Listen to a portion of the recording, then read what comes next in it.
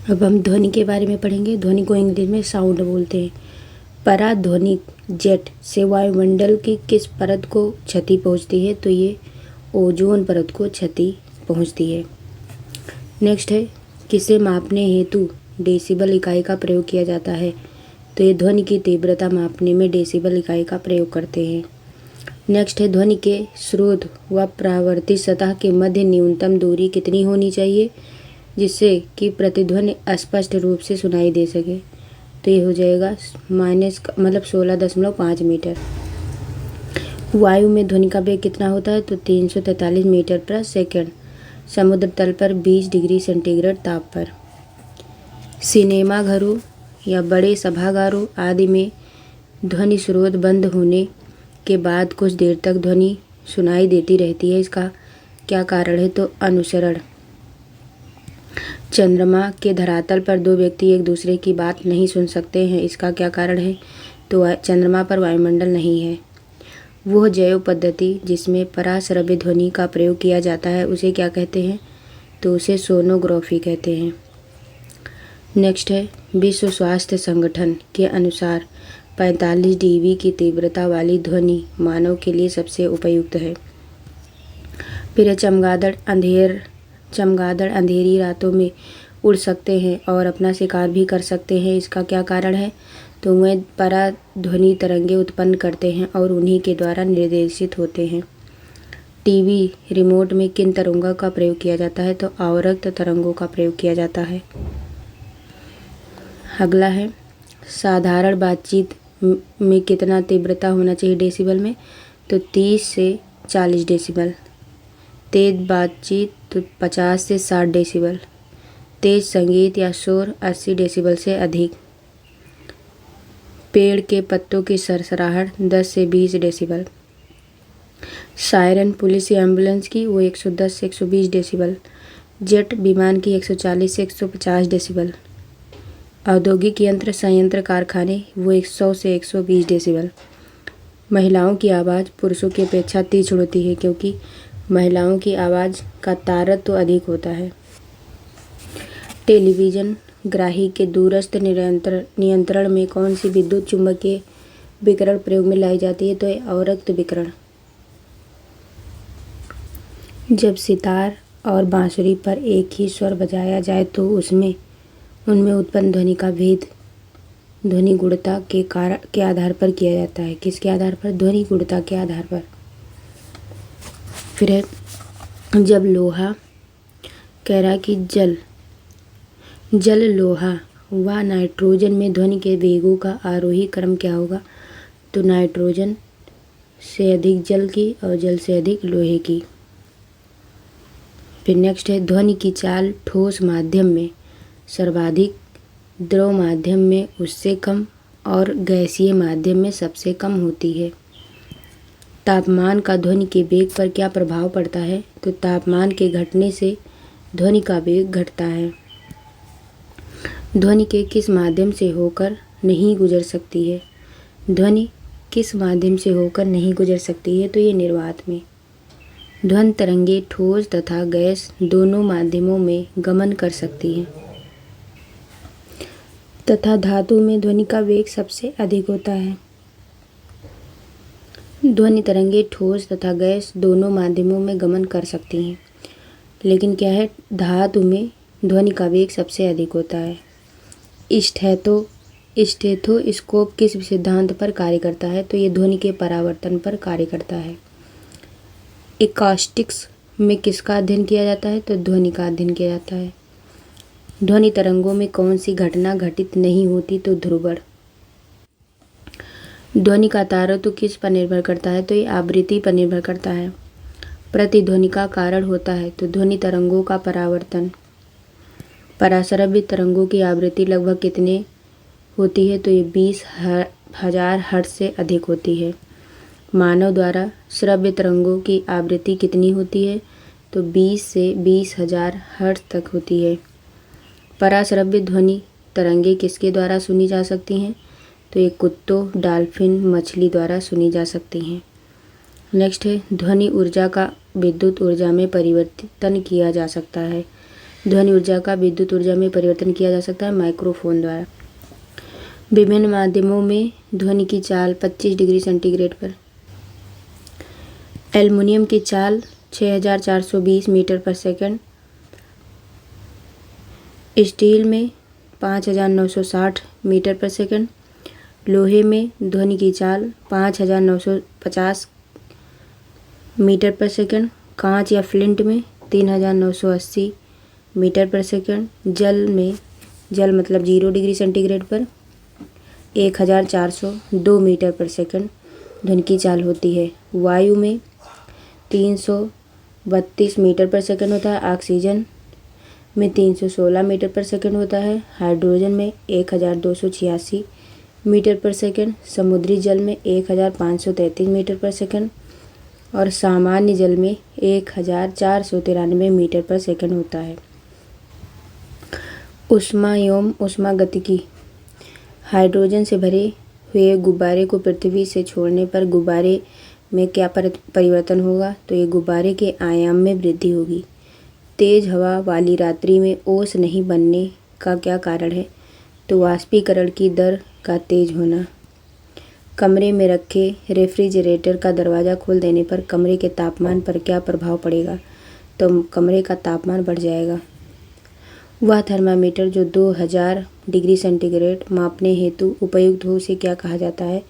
तो पूर्ण विकिरण तापमापी या पायरोमीटर। तापमापन देखेंगे जो है मेजरमेंट ऑफ टेम्परेचर। फ़ारेनहाइट की बात करें, इसका हिमांक होता है 32 डिग्री फ़ारेनहाइट। क्वथनांक होता है 212 डिग्री फ़ारेनहाइट और 180 बराबर भाग 1 भाग मतलब होता है 1 डिग्री फ़ारेनहाइट। सेल्सियस की बात करें तो ये 0 डिग्री सेंटीग्रेड इसका हिमांक और क्वथनांक होता है 100 डिग्री सेंटीग्रेड। बराबर भाग 100 होगा और 1 भाग 1 डिग्री सेंटीग्रेड होगा। फिर एक केल्विन में 273 डिग्री केल्विन हिमांक होगा और क्वथनांक 373 केल्विन। क्वथनांक 100 डिग्री बराबर भाग होगा और 1 भाग जो है केल्विन का होगा। देखो फ़ारेनहाइट में 1 डिग्री फ़ारेनहाइट, सेल्सियस में 1 डिग्री सेंटीग्रेड और केल्विन में 1 डिग्री केल्विन।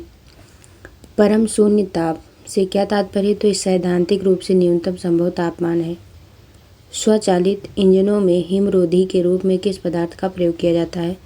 तो एथिलीन ग्लाइकॉल का प्रयोग किया जाता है। जब बर्फ़ पिघलती है तब उसके आयतन पर क्या प्रभाव पड़ता है?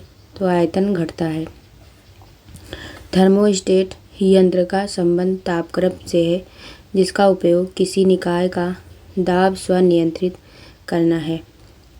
रेफ्रिजरेटर में थर्मोस्टेट का प्रमुख कार्य क्या है? तो एक समान तापमान को बनाए रखना। रेफ्रिजरेटर में खाद्य पदार्थों को ताज़ा रखने हेतु कितना तापमान आवश्यक है? तो 4 डिग्री सेंटीग्रेड -4 डिग्री सेंटीग्रेड। फिर है स्वस्थ मनुष्य के शरीर का तापमान कितना होता है? तो 37 डिग्री सेंटीग्रेड या 310 केल्विन। उबलते जल की तुलना में भाप से हाथ अधिक जलता है, इसका क्या कारण है? तो भाप में गुप्त ऊष्मा अधिक होती है। शुष्क बैटरी में अमोनियम क्लोराइड और जिंक क्लोराइड विद्युत अपघट्यों का प्रयोग किया जाता है। पानी में साधारण नमक मिलाने पर पानी का क्वथनांक बिंदु बढ़ जाएगा और हिमांक बिंदु घट जाएगा। सेंटीग्रेड एवं फ़ारेनहाइट तापक्रम कितने डिग्री पर एक समान होता है? तो 40 डिग्री सेंटीग्रेड पर। शीशे की छड़ जब भाप में रखी जाती है तो उसकी लंबाई पर क्या प्रभाव पड़ता है? तो लंबाई बढ़ जाती है। सर्दियों में लोहे के टुकड़े और लकड़ी के टुकड़े को छूने पर लोहे का टुकड़ा क्यों गलता है, क्यों लगता है? कह रहा है सर्दियों में लोहे के टुकड़े और लकड़ी के टुकड़े को छूने पर लोहे का टुकड़ा ठंडा क्यों लगता है? तो लकड़ी की तुलना में लोहा ऊष्मा का अधिक सुचालक होता है। यदि वायु का तापमान बढ़ता है तो उसकी जलवाष्प ग्रहण करने की क्षमता पर क्या प्रभाव पड़ता है? तो यदि मतलब है कि यदि वायु का तापमान बढ़ेगा तो उसकी जलवाष्प ग्रहण करने की क्षमता जो है अधिक बढ़ता है, क्या है, बढ़ता है। फिर है पदार्थ की ऊष्माधारिता किस पर निर्भर करती है, तो ये पदार्थ की विशिष्ट ऊष्मा पर निर्भर करती है। साफ मेघ रहित रातों की तुलना में मेघाच्छादित रातें अपेक्षाकृत अधिक गर्म होती हैं, क्योंकि बादल पृथ्वी तथा हवा से ऊष्मा के विकिरण को रोकते हैं।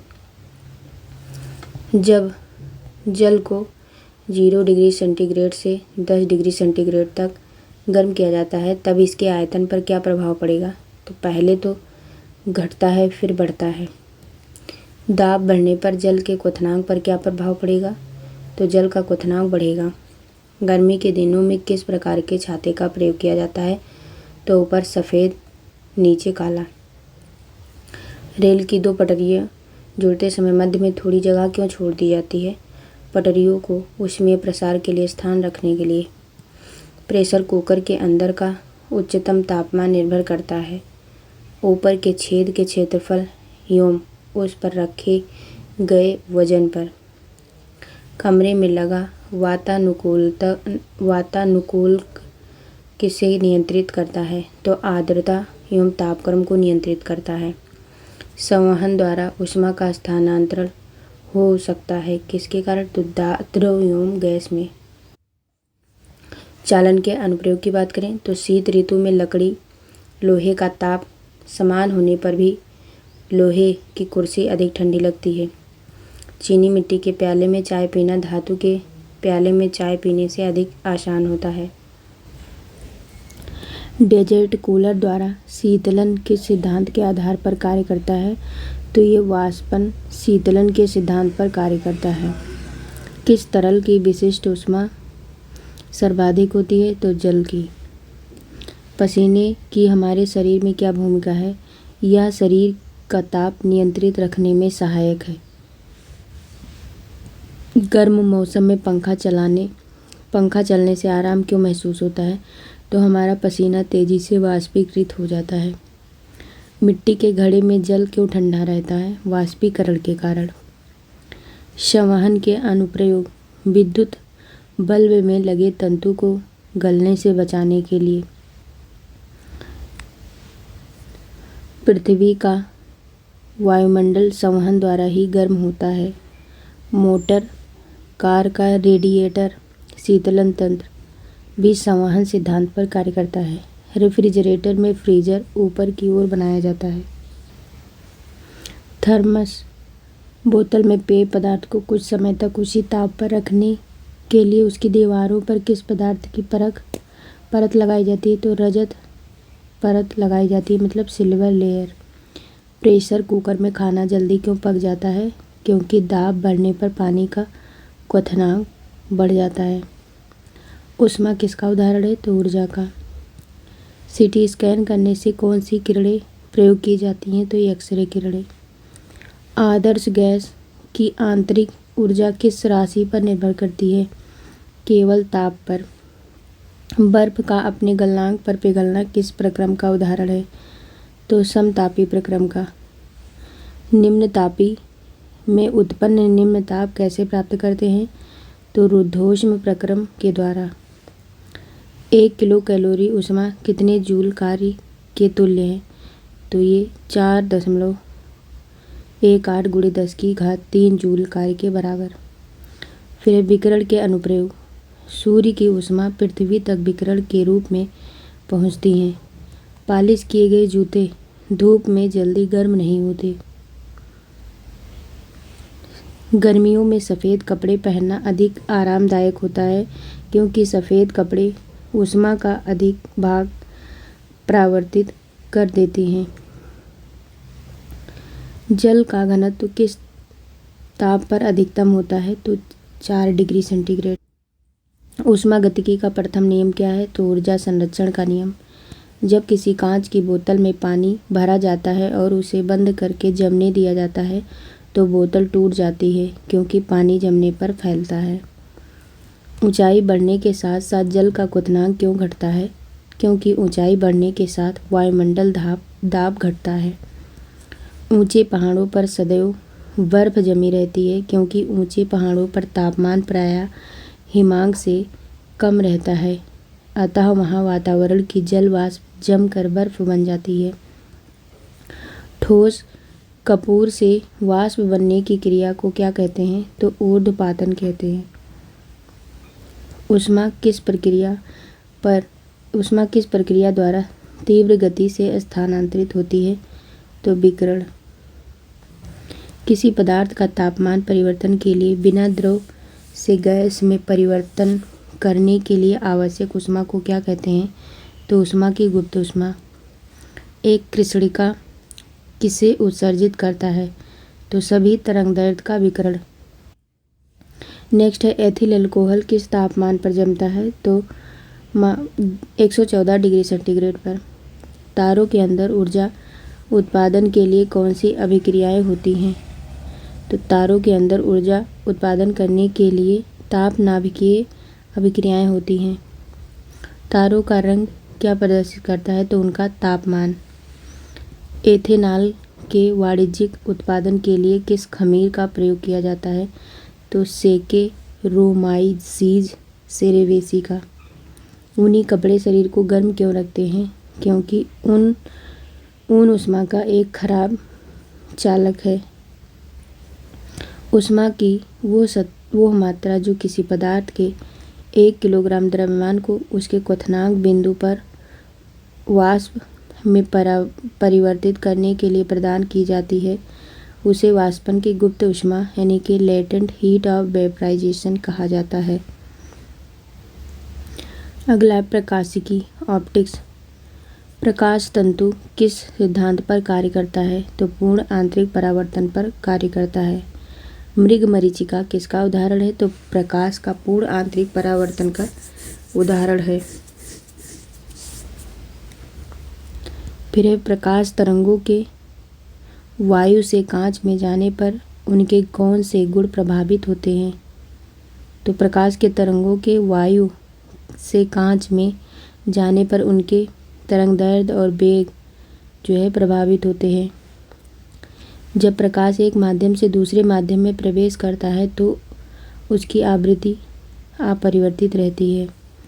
निर्वात में प्रकाश की गति कितनी होती है? तो ये होती है 3 × 10⁸ मीटर पर सेकंड। प्रकाश संश्लेषण की क्रिया में ऊर्जा का रूपांतरण किस प्रकार होता है? तो प्रकाश ऊर्जा से रासायनिक ऊर्जा में। दाढ़ी बनाने के लिए किस दर्पण का प्रयोग किया जाता है? तो अवतल दर्पण। प्रकाश सजावट के लिए विसर्जन लैंपों में किस गैसों का प्रयोग किया जाता है? तो नियान। लाल रंग की तरंगदैर्घ्य सबसे अधिक जबकि बैंगनी रंग की तरंगदैर्घ्य सबसे कम होती है।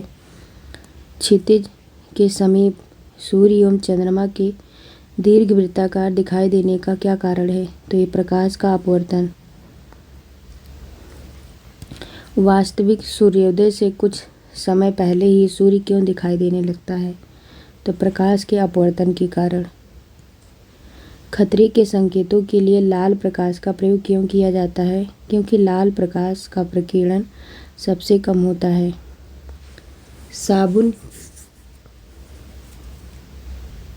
साबुन के पतले झाग में चमकदार रंग किस घटना के कारण दिखाई देता है?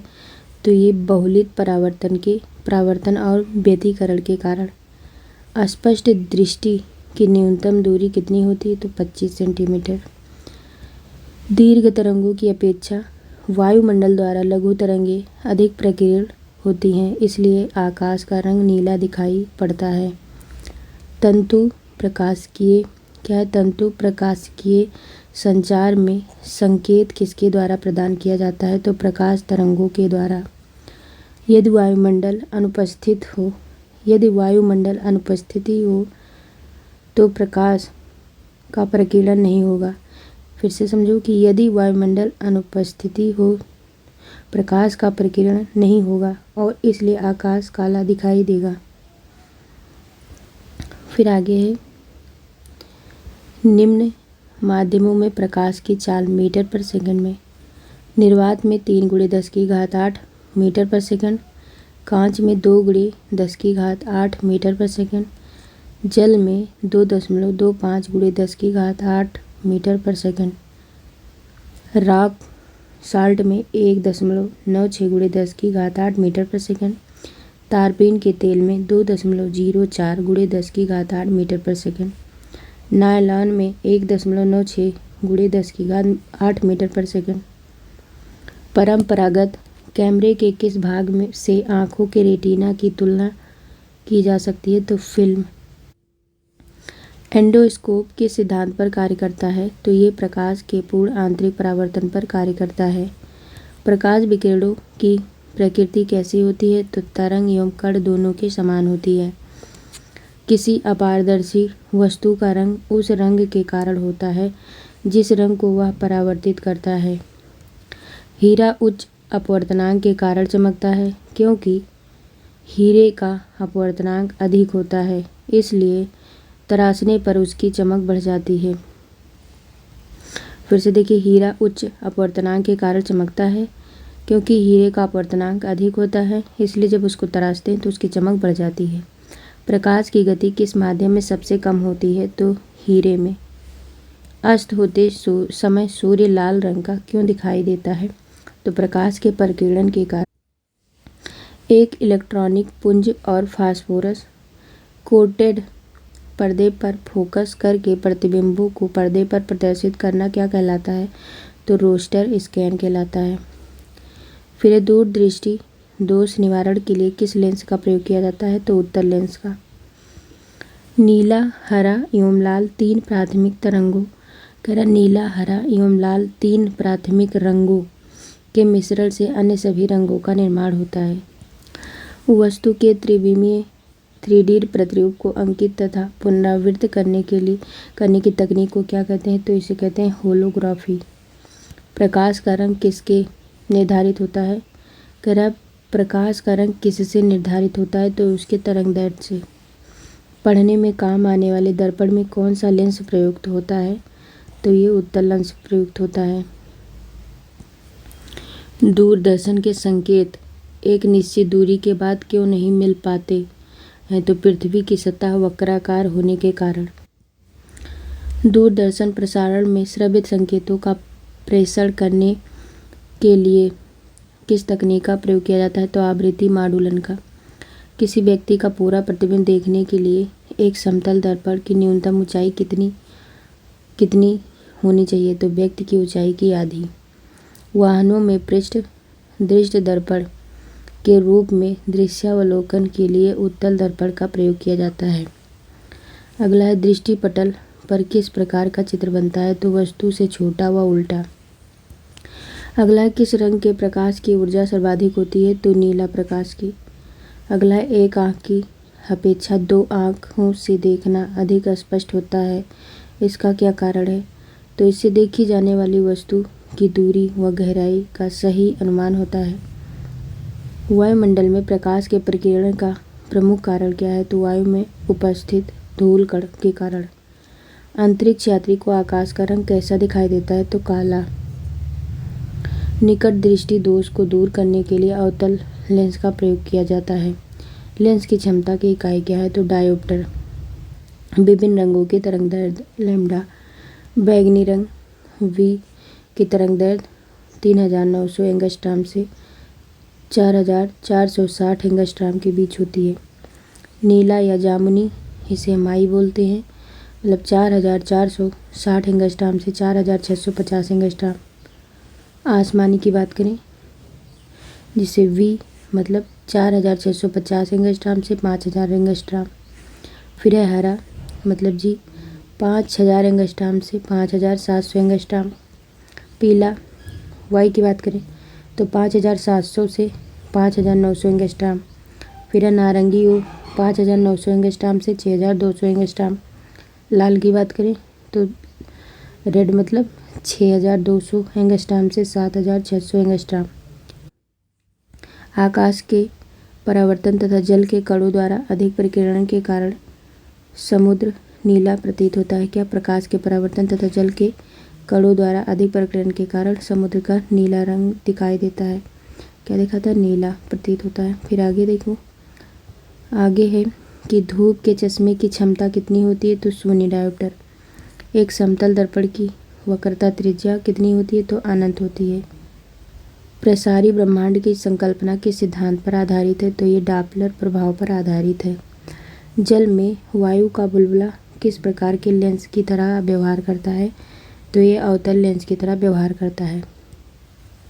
खोज बत्ती में कौन सा दर्पण प्रयुक्त होता है, तो ये अवतल दर्पण का प्रयुक्त होता है।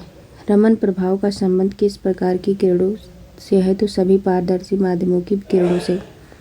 अगला, ध्वनि के पुनरुत्पादन के लिए सीडी व ऑडियो प्लेयर में क्या प्रयुक्त होता है, तो लेज़र बीम प्रयुक्त होता है। फिर अगला है, जब दो समानांतर समतल दर्पणों के मध्य कोई वस्तु रख दी जाती है तो उस पर अनंत प्रतिबिंब बनते हैं।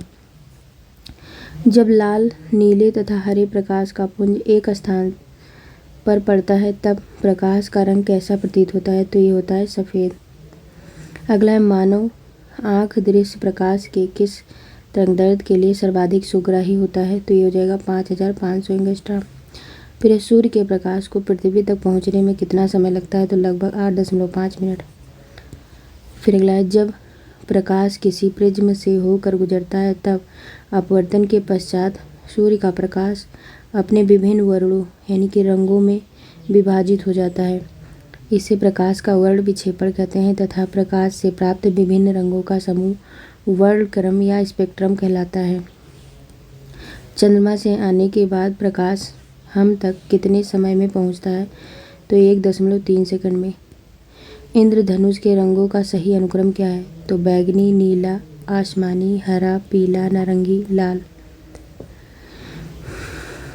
फिर है, इंद्रधनुष बनने के लिए वर्ण विक्षेपण, अपवर्तन एवं पूर्ण आंतरिक परावर्तन आदि भौतिक घटनाएं उत्तरदायी होती हैं। सूर्य से आने वाली प्रकाश किरणों को किस दर्पण की सहायता से एक बिंदु पर केंद्रित किया जाता है, तो अवतल दर्पण। पूर्ण सूर्य ग्रहण के समय सूर्य को नंगी आंखों से देखने से आंख को क्षति पहुंचती है। रेटिना के जलने के लिए सूर्य की कौन सी किरणें उत्तरदायी हैं, तो ये हो जाएगा पराबैंगनी किरणें, यूवी रेज। आकाश के परावर्तन तथा जल के कणों द्वारा अधिक प्रकीर्णन के कारण समुद्री नीला जो है प्रतीत होता है। विद्युत धारा में इलेक्ट्रिक करंट में देखेंगे, हैलोजन लैंप का तंतु किस मिश्र धातु से निर्मित होता है, तो टंगस्टन एवं सोडियम से। 1 किलोवाट का मान कितना होता है, तो 3.6 × 10 की घात कितना होता है, 10 की घात 6 जूल होता है। जलते हुए विद्युत बल्ब के तंतु का तापमान कितना होता है, तो ये होता है 2000 डिग्री सेंटीग्रेड से 2500 डिग्री सेंटीग्रेड। बिजली के बल्ब की तुलना में फ्लोरोसेंट ट्यूब विद्युत ऊर्जा का प्रकाश ऊर्जा में अधिक मात्रा में परिवर्तन करती है, इसलिए बिजली के बल्ब की तुलना में फ्लोरेसेंट ट्यूब का अधिक उपयोग किया जाता है। अगला है, फ्यूज में प्रयुक्त होने वाले तार की क्या विशेषता होती है, तो उच्च प्रतिरोधक शक्ति तथा निम्न गलनांक। नेक्स्ट है, विद्युत बल्ब का तंतु किस धातु से निर्मित होता है, तो ये हो जाएगा टंगस्टन से। अगला है, स्टोरेज बैटरी को चार्ज करने हेतु किस धारा की आवश्यकता होती है, तो दिष्ट धारा की, डायरेक्ट करंट की। अगला है, डायनमो बिजली उत्पादन हेतु प्रयोग में लाया जाता है, यह ऊर्जा से किस प्रकार संबंधित है, तो यह यांत्रिक ऊर्जा को विद्युत ऊर्जा में परिवर्तित करती है।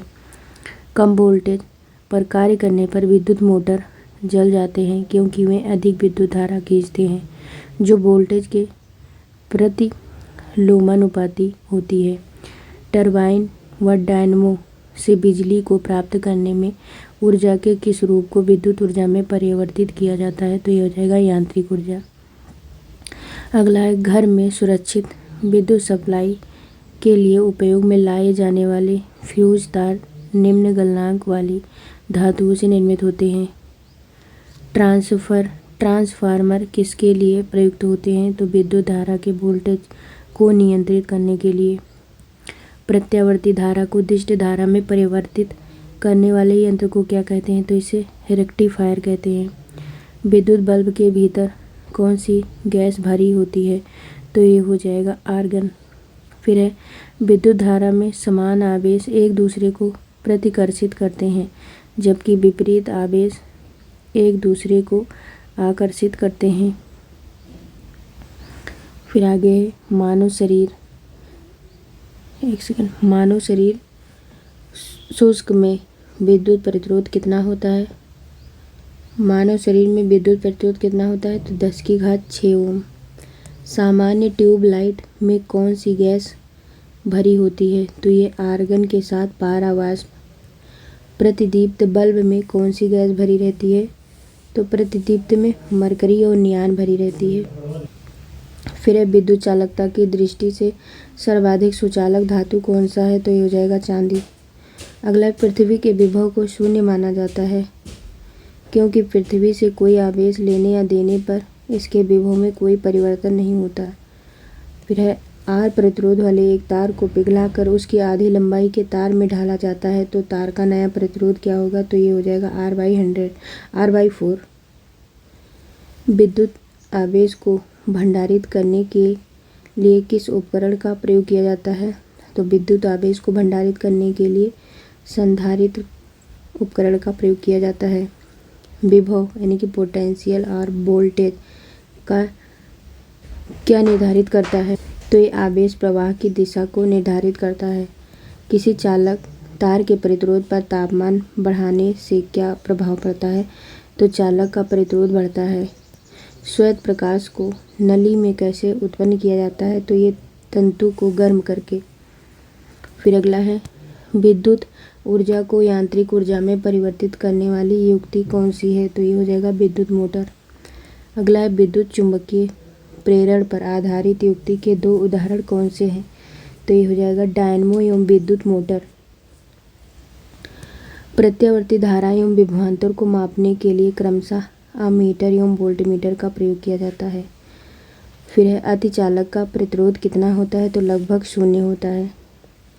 फिर अगला है तड़ित चालक बनाने के लिए किस धातु का प्रयोग किया जाता है? तो ये तांबा हो जाएगा। फिर से इसको देख लीजिए कि विद्युत धारा में समान आवेश एक दूसरे को प्रतिकर्षित करते हैं, जबकि विपरीत आवेश एक दूसरे को आकर्षित करते हैं। फिर है चालकता यानी कि कंडक्टिविटी। सिलिकॉन, कार्बन एवं जर्मेनियम किसके उदाहरण हैं? तो ये अर्धचालक के उदाहरण हैं। अर्धचालक की चालकता किस ताप पर अधिकतम होती है? तो 0 ताप पर अधिकतम होती है। परम शून्य ताप पर अर्धचालकों में विद्युत प्रतिरोध कितना हो जाता है? तो ये अनंत होता है। ऐसे पदार्थ जिनसे होकर विद्युत आवेश का प्रवाह सरलता से नहीं होता है क्या कहलाते हैं? तो ये अचालक यानी कि नॉन कंडक्टर कहलाते हैं। चालक पदार्थों के उदाहरण तो धातु जैसे लोहा, चांदी, तांबा, इस्पात ये सब और अशुद्ध जल, पृथ्वी, वायु, ग्रेफाइट आदि ये सब चालक पदार्थों के उदाहरण हैं।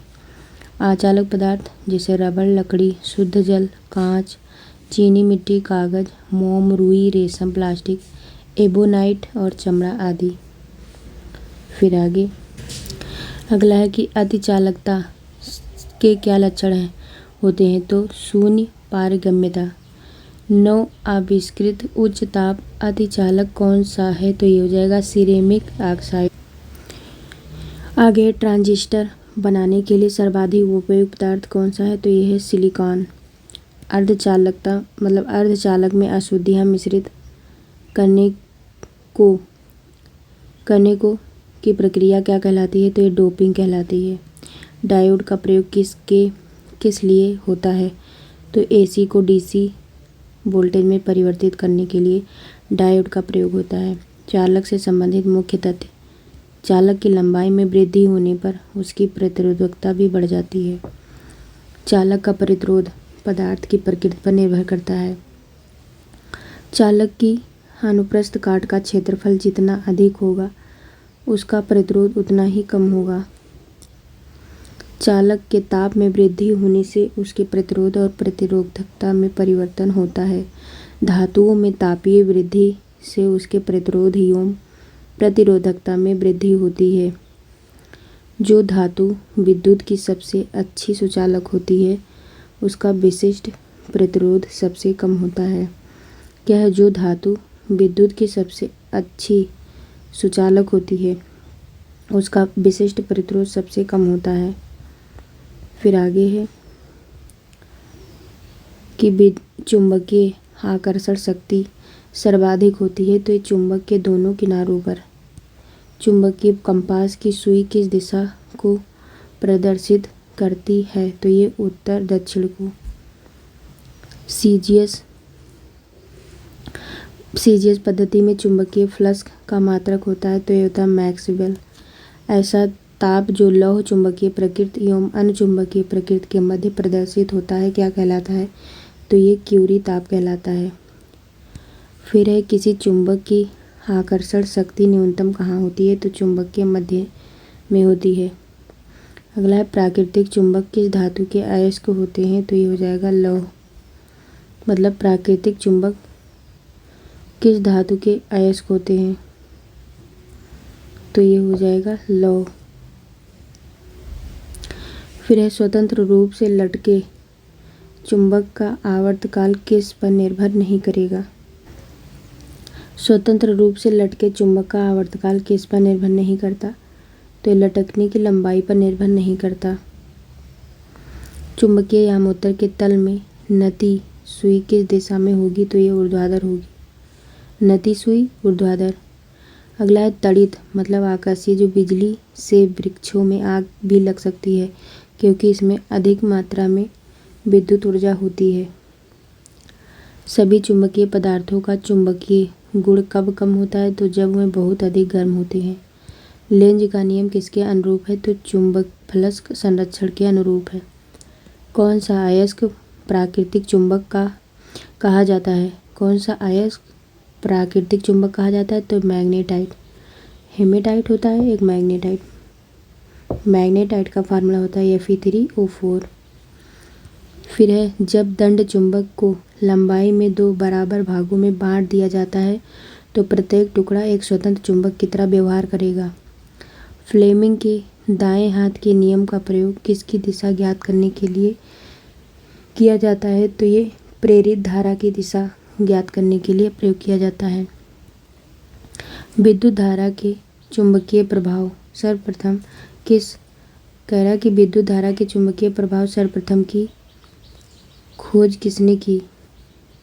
तो ये हैंस क्रिश्चियन ओर्स्टेड द्वारा की गई। फिर है विद्युत परिपथ में फ्यूज का प्रयोग क्यों किया जाता है? तो ये हो जाएगा जब परिपथ में अत्यधिक धारा प्रवाहित हो तो फ्यूज तार गल जाए और परिपथ टूट जाए। फिर आगे है फिर हम बात करेंगे नाभिकीय भौतिकी मतलब न्यूक्लियर फिजिक्स के बारे में। नाभिकीय रिएक्टर में भारी जल D2O का प्रयोग किया जाता है न्यूट्रॉन की गति को कम करने के लिए। ट्रांस यूरेनियम तत्वों का संश्लेषण किसके द्वारा किया जाता है? तो ग्लेन टी सीबोर्ग के द्वारा। रेडियोधर्मी क्षय क्या है? तो यह नाभिकीय पदार्थों का नैसर्गिक क्षय।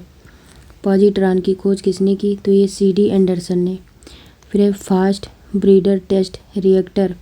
यह VTR में यूरेनियम कार्बाइड एवं प्लूटोनियम कार्बाइड मिश्रित ईंधन का प्रयोग किया जाता है तथा शीतलक के रूप में द्रवित सोडियम का प्रयोग किया जाता है। फिर है तारों में अक्षय ऊर्जा होने का क्या कारण है? तो ये हो जाएगा हाइड्रोजन का हीलियम में परिवर्तन होना। फिर है भारत में किस रेडियो धर्मी तत्व का सर्वाधिक भंडारण होता है? तो ये हो जाएगा प्लूटोनियम। अगला है हाइड्रोजन बम किस सिद्धांत पर कार्य करता है? तो ये अनियंत्रित नाभिकीय संलयन प्रक्रिया पर। फिर है विद्युत उत्पादन के लिए किस धातु का प्रयोग किया जाता है? तो ये यूरेनियम का। नेक्स्ट है रेडियोधर्मी पदार्थ कौन से कण उत्सर्जित करते हैं? तो ये हो जाएगा अल्फा बीटा गामा कण। सूर्य नाभिकीय संलयन के द्वारा अपनी ऊर्जा का निर्माण करता है। क्या है? सूर्य नाभिकीय संलयन के द्वारा अपनी ऊर्जा का निर्माण करता है। रेडियो सक्रिय तत्वों के उपयोग तो अधिक उपज देने वाले बीजों के विकास में, खाद्यान्नों के विकिरण प्रसंस्करण में, मांस उत्पादों, फलों एवं सब्जियों के संरक्षण में, कैंसर के उपचार में, भूमिगत पाइपों में रिसाव का पता लगाने में आदि। फिर नाभिकीय रिएक्टर में मंदक के रूप में किस पदार्थ का प्रयोग किया जाता है? तो ये ग्रेफाइट। भारी जल को ब्रीडर रिएक्टर से क्या तात्पर्य है? तो ऐसा रिएक्टर जो विखंडित होने वाले पदार्थ को विखंडन की मात्रा से अधिक उत्पन्न करता है। क्या है ब्रीडर रिएक्टर से क्या तात्पर्य है? तो ऐसा रिएक्टर जो विखंडित होने वाले पदार्थ को विखंडन की मात्रा से अधिक उत्पन्न करता है। फिर कोबाल्ट 60 का प्रयोग विकिरण चिकित्सा में क्यों किया जाता है? तो ये गामा किरणों के कारण। वर्ष 1942 में पहले परमाणु रिएक्टर एटॉमिक रिएक्टर का निर्माण एनरिको फर्मी ने किया था। फिर अगला है कि मेसान की खोज किसने की? तो ये हिडेकी त्सुकाबा ने की थी। फिर भारत में कौन सा नाभिकीय ईंधन। अगला क्वेश्चन है कि भारत में अणु बम का विकास किसने किया? तो ये डॉक्टर राजा रमन्ना ने। परमाणु रिएक्टर का प्रयोग कहाँ किया जाता है? तो ये आणविक भट्ठी में किया जाता है। साइक्लोट्रॉन को त्वरित करने वाला अणु कौन सा है? तो ये है प्रोटॉन। फिर विद्युत उत्पादन के लिए परमाणु ऊर्जा संयंत्रों में किस यूरेनियम समस्थानिक का उपयोग किया जाता है? तो यूरेनियम 235। भारत का प्रथम परमाणु संयंत्र न्यूक्लियर प्लांट कौन सा है? तो यह है तारापुर, महाराष्ट्र। परमाणु बम नाभिकीय विखंडन के सिद्धांत पर आधारित है। इसके विपरीत हाइड्रोजन बम नाभिकीय संलयन पर आधारित है। परमाणु बम विखंडन और हाइड्रोजन बम नाभिकीय संलयन पर आधारित है। भारत का कौन सा परमाणु संयंत्र भूकंपीय पेटी में स्थित है? तो यह है नरोरा, मतलब हो जाएगा नरोरा 4th भूकंपीय पेटी, बुलंदशहर, उत्तर प्रदेश। अगला है वर्ष 1938 में नाभिकीय विखंडन की खोज किसने की थी? तो ये ऑटो हान एवं फ्रिट्ज स्ट्रासमैन ने। यूरेनियम विखंडन की सतत प्रक्रिया रखने में किस कण की जरूरत होती है? तो ये होती है न्यूट्रॉन की। भारत में स्थापित प्रमुख परमाणु ऊर्जा केंद्र तो तारापुर, महाराष्ट्र में है। इसमें 1400 मेगावाट ऊर्जा होता है। Rawatbhata, Rajasthan, Kota 1180 megawatt. Kalpakkam, Tamil Nadu 440 megawatt. Narora, Uttar Pradesh 440 megawatt. Kakrapar, Gujarat 1140 megawatt. Kaiga, Karnataka 880 megawatt. Kudankulam, Tamil Nadu 2000 megawatt. फिर है वर्ष 1942 में पहले परमाणु रिएक्टर का निर्माण एनरिको फर्मी ने किया था। फिर अगला है विविध देखते हैं, मिसलेनियस। इसमें देखें यदि लोलक घड़ी की लंबाई 4 गुनी हो जाए तो उसके आवर्तकाल पर क्या प्रभाव पड़ेगा? तो अगर वो 4 गुना हो जाएगा तो उसके आवर्तकाल 2 गुना हो जाएगा। रॉकेट के सिद्धांत पर है तो ये संवेग संरक्षण के सिद्धांत पर जो है आधारित है। फिर है एक अंतरिक्ष यात्री पृथ्वी की तुलना में चंद्रमा पर अधिक ऊंची छलांग लगा सकता है क्योंकि चंद्रमा का गुरुत्वाकर्षण बल पृथ्वी की तुलना में कम, यानी कि 1/6 होता है। शुष्क बैटरी में कौन सी ऊर्जा पाई जाती है? तो ये रासायनिक ऊर्जा पाई जाती है, केमिकल एनर्जी। फिर है बोलोमीटर का प्रयोग किसे मापने में किया जाता है? तो ये ऊष्मीय विकिरण तापमान मापने में किया जाता है। फिर है 20 हर्ट्ज से कम और 20,000 हर्ट्ज से अधिक आवृत्ति की ध्वनियों को मनुष्य द्वारा सुना नहीं जा सकता है। फिर है जल का हिमांक कितना होता है? तो ये 0 डिग्री सेंटीग्रेड होता है।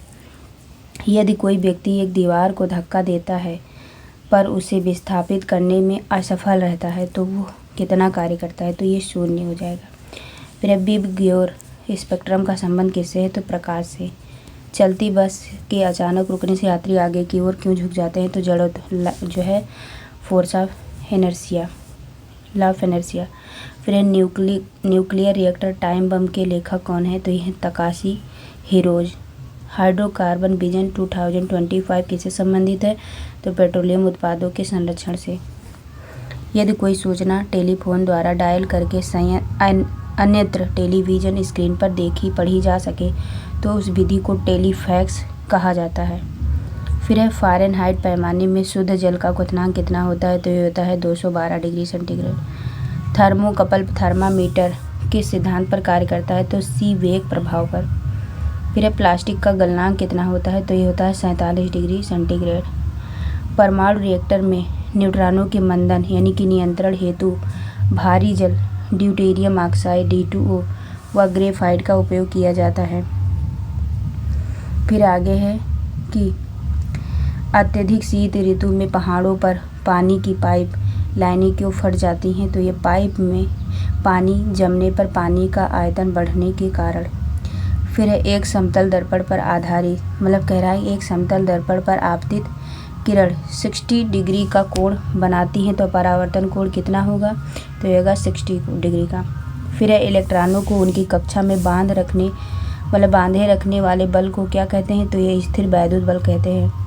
फिर है कलाई घड़ी प्रदर्शन युक्तियों तथा पॉकेट कैलकुलेटरों में द्रव क्रिस्टल का प्रयोग किया जाता है, तो ये हो जाएगा अगला। जो पदार्थ विद्युत धारा को प्रवाहित नहीं होने देते हैं वे क्या कहलाते हैं, तो वे विद्युत रोधी कहलाते हैं। फिर अगला है किसी पदार्थ की सापेक्ष विद्युतशीलता सदैव कितनी होती है, तो ये होती है 1।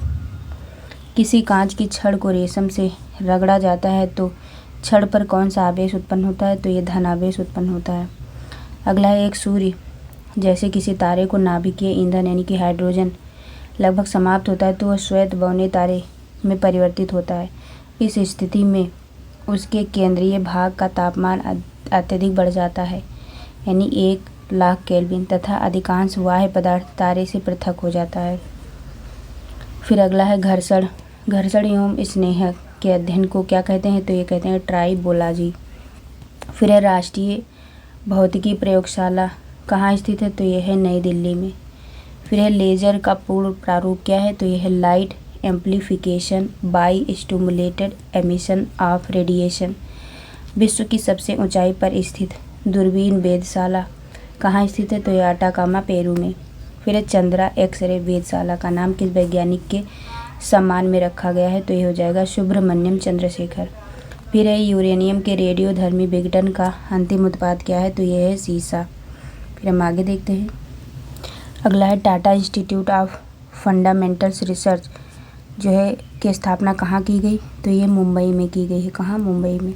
फिर है अंतरिक्ष में जाने वाला प्रथम व्यक्ति कौन था, तो ये था यूरी गागरिन, रूसी अंतरिक्ष यात्री था और ये 1961 में गया था, 1961 ईस्वी में। विश्व की प्रथम महिला अंतरिक्ष यात्री का क्या नाम है, तो वैलेंटीना तेरेस्कोवा रूसी अंतरिक्ष यात्री थी, 1963 ईस्वी में गई थी। फिर है GIF का पूर्ण रूप क्या है, तो यह ग्राफिकल इंटरचेंज फॉर्मेट। लेजर द्वारा कैसा विकिरण उत्पन्न होता है, तो ये उद्दीपित विकिरण उत्पन्न होता है, स्टिमुलेटेड रेडिएशन। फिर भारत के संपूर्ण ऊर्जा उत्पादन में नाभिकीय ऊर्जा का प्रतिशत कितना है, तो यह लगभग 3.3%। फिर है वायु का विशिष्ट ताप किस वायुमंडलीय गुण के बढ़ने के साथ बढ़ता है, तो ये दाब के। फिर है भारहीनता की अवस्था में एक मोमबत्ती की ज्वाला का आकार कैसा होगा, तो ये होगा गोलाकार। फिर है दाब बढ़ने पर बर्फ के गलनांक पर क्या प्रभाव पड़ेगा, तो ये गलनांक घटता है। फिर है पृष्ठीय क्षेत्रफल घटाने पर पृष्ठ पर कार्यरत दाब पर क्या प्रभाव पड़ेगा, तो ये हो जाएगा दाब बढ़ जाएगा। क्या होगा, पृष्ठीय क्षेत्रफल घटाने पर पृष्ठ पर कार्यरत दाब पर क्या प्रभाव पड़ेगा, तो दाब बढ़ जाएगा। फिर है 20,000 हर्ट्ज से अधिक आवृत्ति की ध्वनि क्या कहलाती है, तो ये पराध्वनिक कहलाती है। फिर अगला है गैस में उत्पन्न ध्वनि तरंग किस प्रकार की होती है, अनुदैर्ध्य तरंग होती है। फिर डॉपलर प्रभाव किससे संबंधित है, तो ये ध्वनि से संबंधित है। अगला है प्रकाश तरंग की गति की तुलना में रेडियो तरंग की गति कितनी होती है, तो दोनों की गति एक समान होती है। प्रकाश तरंग की गति की तुलना में रेडियो तरंग की गति कितनी होती है, तो दोनों की गति एक समान होती है। किसी माध्यम में ताप बढ़ने पर प्रकाश का वेग अपरिवर्तित रहता है। क्या हो जाएगा, किसी माध्यम में ताप बढ़ने पर प्रकाश का वेग अपरिवर्तित रहता है। फिर है सूर्य के प्रकाश में उपस्थित पराबैंगनी किरणें क्या कह रहा है कि सूर्य के प्रकाश में उपस्थित पराबैंगनी किरणों को कौन अवशोषित करता है, तो ये ओजोन परत अवशोषित करता है। वायुमंडल में उपस्थित बादलों की गति एवं गति की दिशा का मापन नेफोस्कोप यंत्र द्वारा किया जाता है। क्या है? वायुमंडल में उपस्थित बादलों की गति एवं गति की दिशा का मापन नेफोस्कोप यंत्र द्वारा किया जाता है। फिर अगला है कि जब वायु की गति बढ़ जाती है तो दाब पर क्या प्रभाव पड़ेगा? तो दाब भी घट जाता है। जब वायु पर जो है गति बढ़ जाती है, जब वायु की गति बढ़ती है तो दाब पर क्या प्रभाव पड़ेगा? दाब भी घट जाएगा। फिर से देख लो, जब वायु की गति बढ़ जाती है तो दाब पर क्या प्रभाव पड़ेगा? तो दाब घट जाता है। फिर दंत चिकित्सक किस दर्पण का प्रयोग करते हैं? तो ये अवतल दर्पण का प्रयोग करते हैं। प्रकाश, रेडियो तरंगे तथा यक्स किरणें किस प्रकार के विकिरण हैं? तो ये विद्युत चुंबकीय विकिरण है। प्रकाश का कणिका सिद्धांत किसने दिया था? तो ये न्यूटन ने दिया था। Indian institute of naturopathy and yogic science की स्थापना बेंगलुरु कर्नाटक में की गई। फिर है समतल दर्पण द्वारा किस प्रकार का प्रतिबिंब बनता है? तो ये बनता है आभासी प्रतिबिंब। प्रिज्म द्वारा किस रंग का विचलन सर्वाधिक होता है? तो ये बैगनी का। एक सरल दूरदर्शी कम से कम कितने उत्तल लेंसों से बनाया जा सकता है? तो ये 2। लाल कमल का फूल हरे प्रकाश में देखने पर कैसा दिखाई देगा? तो ये काला। चुंबकीय सुई किस दिशा की ओर संकेत करती हैं? तो उत्तर की दिशा की ओर। युद्धक विमान अधिक ऊंचाई पर क्यों उड़ते हैं? तो रडार संसूचन से बचाव हेतु। फिर शीशे के रजतन के लिए कौन सा यौगिक प्रयुक्त होता है? तो ये सिल्वर नाइट्रेट। यदि वायुमंडल नहीं होता तो पृथ्वी से आकाश काले रंग का दिखाई देता। हीटर के तार किस धातु के बने होते हैं? तो नाइक्रोम के। हवा में तैरते हुए श्वसनीय सूक्ष्म कणों का आकार कितना होता है? तो ये -5 माइक्रोन से कम। भारत में प्रथम भारी जल संयंत्र कहाँ स्थापित किया जाता है? तो ये नांगल पंजाब में। फिर है टेप रिकॉर्डर की टेप किस पदार्थ से लेपित होती है? तो ये फेरोमैग्नेटिक चूड़। फिर अगला है कि घड़ी में स्फटिक क्रिस्टलन किस सिद्धांत पर कार्य करता है? तो दाब विद्युत प्रभाव। अगला, स्वचालित कलाई घड़ियों में ऊर्जा हाथ के विभिन्न संचालनों से प्राप्त होती है। कृत्रिम उपग्रह पृथ्वी से स्पष्ट रूप से क्यों ट्रैक किया जा सकता है? तो ये डॉपलर प्रभाव के द्वारा। हवाओं में किस प्रकार की ऊर्जा होती है? तो गतिज ऊर्जा। सड़क पर चलने की अपेक्षा बर्फ पर चलना कठिन क्यों है? क्योंकि बर्फ में सड़क की अपेक्षा घर्षण कम होता है। चुंबकीय अनुनाद बिंबीकरण मतलब मैग्नेटिक जो है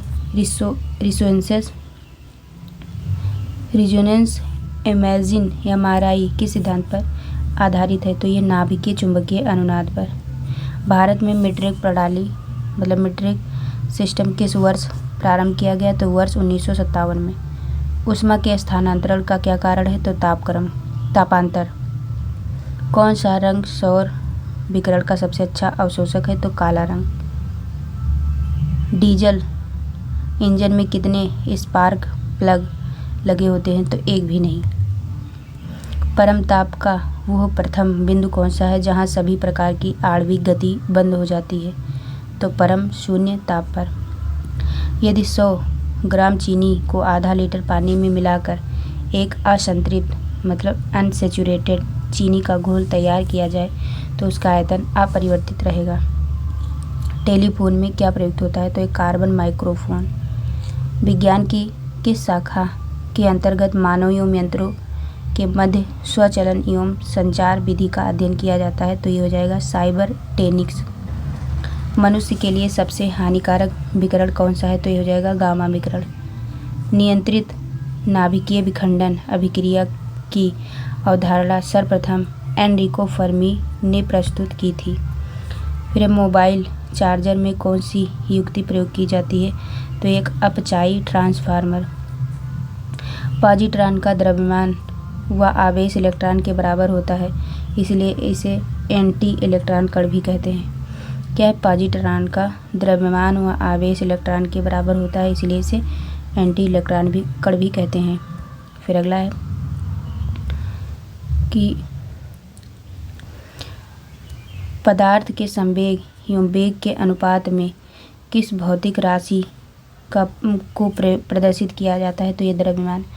पदार्थ के संवेग और वेग के अनुपात में किस भौतिक राशि को प्रदर्शित किया जाता है तो द्रव्यमान को। तड़ित चालक किस धातु से बनाए जाते हैं तो तांबे से। फिर एक व्यक्ति एक संवेदनशील तराजू पर खड़ा है, यदि वो गहरी सांस अंदर लेता है तो तराजू की रीडिंग घट जाएगी। किसी तारे का रंग क्या प्रदर्शित करता है तो उसका ताप। हवा का वाष्प घनत्व कितना होता है तो -14.4 ग्राम। कलपक्कम क्यों प्रसिद्ध है तो परमाणु ऊर्जा संयंत्र के कारण प्रसिद्ध है। फिर ऊर्जा संरक्षण से अभिप्राय ऊर्जा का न तो सृजन हो सकता है और न ही विनाश। फिर इंदिरा गांधी आणविक अनुसंधान केंद्र किस राज्य में है तो ये है तमिलनाडु में। फिर एक वास्तविक गैस किन स्थितियों में एक आदर्श गैस के रूप में क्रिया कर सकती है तो उच्च दाब और निम्न दाब पर। फिर आवृत्ति मॉड्यूलेशन FM में आयाम परिवर्तनशील होता है अथवा नियत तो आयाम नियत रहता है। कौन सी प्रक्रिया ध्वनि तरंग के साथ नहीं दर्शाई जाती तो व्यतिकरण नहीं दर्शाई जाती। नीले कांच की प्लेट धूप में नीली क्यों दिखाई देती है तो हो जाएगा क्योंकि यह नीला रंग संक्रमित करती है। अगला है अपमार्जक मिलाने पर पानी के पृष्ठ तनाव पर क्या प्रभाव पड़ता है तो यह हो जाएगा पृष्ठ तनाव घट जाता है। यदि तांबे के तार को दोगुना बढ़ा दिया जाए तो उसका प्रतिरोध कितना हो जाएगा तो ये हो जाएगा 4 गुना। फिर है ECG किस अंग की गतिविधि को दर्शाता है तो ये हृदय। फिर वह गुण कौन सा है जो प्रकाश तरंग में दिखता है पर ध्वनि तरंग में नहीं दिखता तो ये हो जाएगा ध्रुवण। फिर है वायु शीतलन किस स्थान के लिए अधिक उपयुक्त है तो हो जाएगा गर्म शुष्क जलवायु वाले क्षेत्रों में। वह प्रकाशीय उपकरण कौन सा है जिसकी सहायता से दोनों आँखों से एक साथ दूरदर्शी वस्तुओं का आवर्धित रूप दिखाई देता है तो ये हो जाएगा दूरबीन। वृत्ताकार पथ के चारों ओर पिंड की गति किस प्रकार की गति का उदाहरण है तो समान चाल एवं परिवर्ती वेग। फिर है जब वाष्प दाब वायुमंडलीय दाब के बराबर हो जाता है तो द्रव पर क्या प्रभाव पड़ता है तो द्रव उबलने लगता है। अगला है समुद्र की लहरों में किस प्रकार की ऊर्जा भंडारित होती है तो द्रव चलित ऊर्जा, गतिज ऊर्जा एवं गुरुत्वीय स्थितिज ऊर्जा। लौह चुंबकीय पदार्थ किस तापमान पर अनुचुंबकीय हो जाता है तो ये क्यूरी तापमान कहलाता है। लौह चुंबकीय पदार्थ किस ताप पर अनुचुंबकीय हो जाता है तो कहलाता है तो क्यूरी तापमान। किसी संगीत समारोह की छतें साधारणतः वक्राकार क्यों होती है क्योंकि वे शोर का अवशोषण करती हैं। फिर अगला है कोई वस्तु केवल गुरुत्व क्रिया के अधीन निर्वात में मुक्त रूप से गिर रही है, गिरने के दौरान कौन सी ऊर्जा स्थिर बनी रहेगी तो हो जाएगा कुल यांत्रिक ऊर्जा। अगला है चंद्रशेखर सीमा का प्रतिपादन किसने किया तो यस चंद्रशेखर ने। फिर अगला है भारतीय अमेरिकी वैज्ञानिक यस चंद्रशेखर को चंद्रशेखर सीमा की गणना, तारों की उत्पत्ति एवं उनकी संरचना तथा कृष्ण छिद्र संबंधी शोध के लिए वर्ष 1983 ईस्वी में भौतिकी के क्षेत्र में नोबेल पुरस्कार प्रदान किया गया था। किस भारतीय वैज्ञानिक को प्रकाश के प्रकीर्णन की व्याख्या तथा रमन प्रभाव की खोज के लिए नोबेल पुरस्कार प्रदान किया गया तो ये हो जाएगा चंद्रशेखर वेंकट रमन वर्ष 1930 ईस्वी।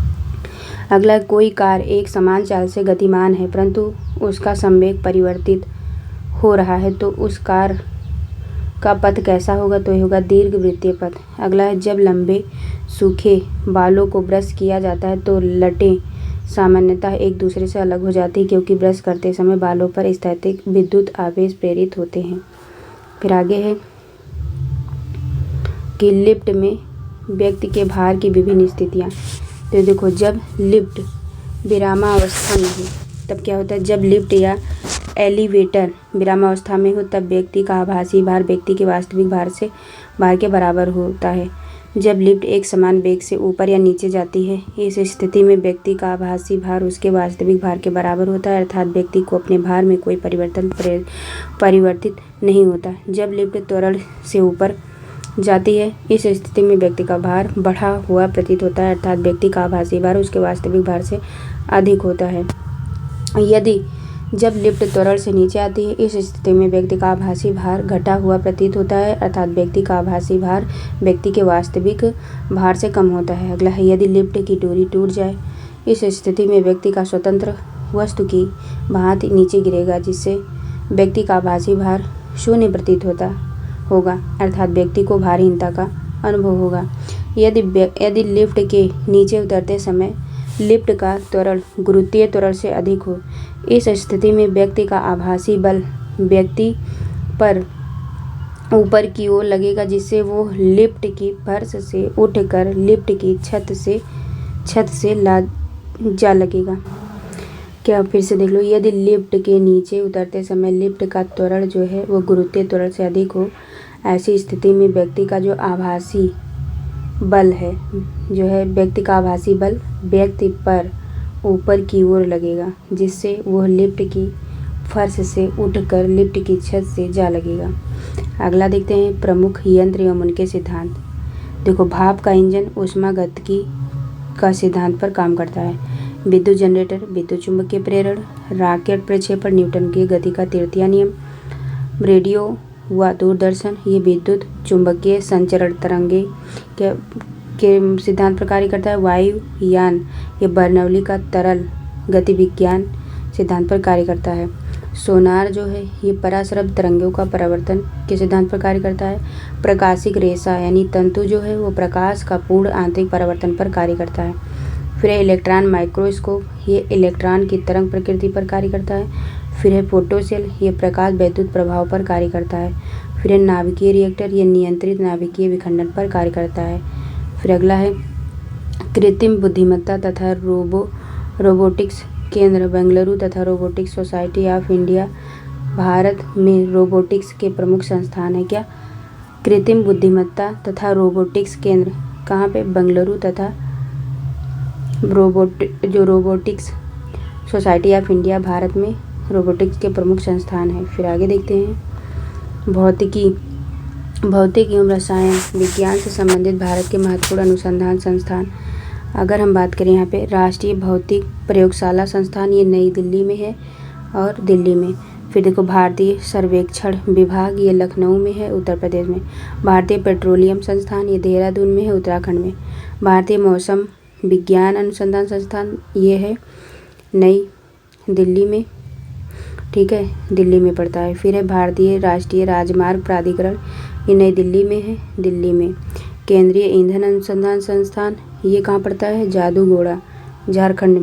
फिर है राष्ट्रीय धातु विज्ञान प्रयोगशाला जमशेदपुर में, झारखंड में। फिर है Tata institute of fundamental research कहाँ है? तो ये है मुंबई में, महाराष्ट्र में। फिर इंडियन इंस्टीट्यूट ऑफ जियोमैग्नेटिज्म, ये मुंबई में पड़ता है। फिर है इंडियन सिक्योरिटी प्रेस, ये नासिक में पड़ता है। फिर है राष्ट्रीय रासायनिक प्रयोगशाला, ये पुणे में पड़ता है। फिर अगला है भारतीय उष्ण मौसम विज्ञान, ये पुणे में है। भारतीय मौसम वेधशाला, ये भी पुणे में है। भाभा परमाणु अनुसंधान, ये ट्राम्बे महाराष्ट्र में है। केंद्रीय यांत्रिक इंजीनियरिंग अनुसंधान दुर्गापुर में। केंद्रीय विद्युत रासायनिक अनुसंधान, ये कराईकुड़ी में है। फिर है केंद्रीय नमक एवं समुद्री रसायन, ये कहाँ है? भावनगर में। फिर है भारत इलेक्ट्रॉनिक्स लिमिटेड, ये है बेंगलुरु। राष्ट्रीय वैमानिकी प्रयोगशाला, ये बेंगलुरु में है। रमन अनुसंधान संस्थान, ये बेंगलुरु में है। राष्ट्रीय समुद्र विज्ञान संस्थान पणजी मतलब गोवा में है। फिर आगे हम देखते हैं कि ऊर्जा रूपांतरण के व्यवहारिक उपयोग। देखो, विद्युत हीटर में जो है विद्युत ऊर्जा को ऊष्मीय ऊर्जा में तब्दील करते हैं। लाउड स्पीकर को विद्युत ऊर्जा को ध्वनि ऊर्जा में। डायनमो यांत्रिक को विद्युत में। कार की बैटरी ये रासायनिक को विद्युत में। फेंके गए पत्थर की ऊर्जा ये पेशीय से गतिज में। वाष्प इंजन की ऊष्मीय से गतिज में। जलता हुआ कोयला रासायनिक से ऊष्मीय से। विद्युत सेल जो है रासायनिक से विद्युत ऊर्जा। विद्युत अपघटन जो है ये विद्युत ऊर्जा को रासायनिक ऊर्जा में तब्दील करता है। फिर आगे बात करें वायुमंडलीय दाब को मापने एवं स्वतः ग्राफ पर चित्रित करने वाला यंत्र है बैरोग्राफ। फिर हम आगे देखें तो देखो, विद्युत बल्ब में विद्युत ऊर्जा को ऊष्मीय ऊर्जा में। अब बिजली का पंखा जो है वो विद्युत ऊर्जा को यांत्रिक ऊर्जा में। टरबाइन जो है वो यांत्रिक ऊर्जा को विद्युत ऊर्जा में। पवन चक्की जो है वो यांत्रिक ऊर्जा को विद्युत ऊर्जा में। विद्युत चुंबक जो है वो विद्युत ऊर्जा को चुंबकीय ऊर्जा में। परमाणु बम जो है वो रासायनिक ऊर्जा को नाभिकीय ऊर्जा में। फिर है माइक्रोफोन, ये विद्युत ऊर्जा को ध्वनि ऊर्जा में। सितार जो है ये यांत्रिक ऊर्जा को ध्वनि ऊर्जा में। मोमबत्ती जो है ये रासायनिक ऊर्जा को ऊष्मीय ऊर्जा में। और विद्युत जनित्र जो है ये यांत्रिक ऊर्जा को विद्युत ऊर्जा में जो है तब्दील करता है या बदलता है, रूपांतरण होता है। फिर हम, ये हो गया फिजिक्स का समाप्त। अब हम कल जो है अगले वीडियो में हम रासायनिक विज्ञान मतलब केमिस्ट्री पढ़ेंगे, जो है बीपीएससी टीआरई जो री एग्ज़ाम होने वाला है उसके लिए। तो आज के लिए इतना ही। जय हिंद, जय भारत, वंदे मातरम।